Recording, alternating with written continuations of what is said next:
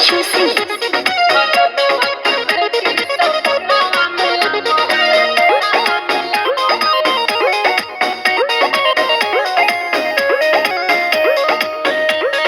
अखिया से नींद चैन दिल के उड़ाबो है अरे कौन है रे?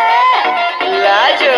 अखिया से नींद चैन दिल के उड़ाबो है, फलनावा के बेटी सपनावा में आबो है, कतिला नया दपति बहाना बनाबो है, फलनावा के बेटी सपनावा में आबो है।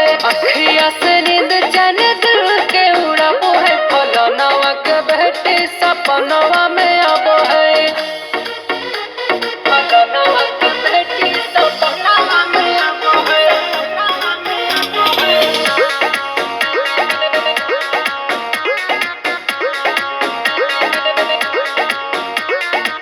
भाव बड़ी खाती है, दिल को लुभाती है, नखरे दिखा के हमें पल पल सताती है। ओ भाव बड़ी खाती है, दिल को लुभाती है, नखरे दिखा के हमें पल पल सताती है, पल पल सताती है।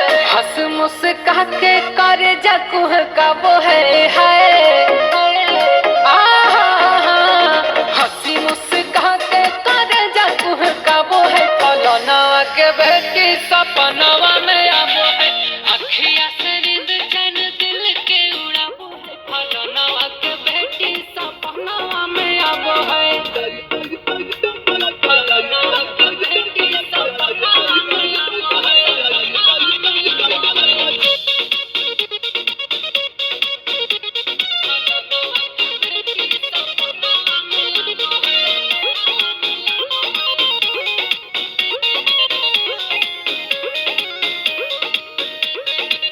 चलती है चाल जैसे चलती ही रनिया, नाक के नथुनिया भुला दिया दुनिया।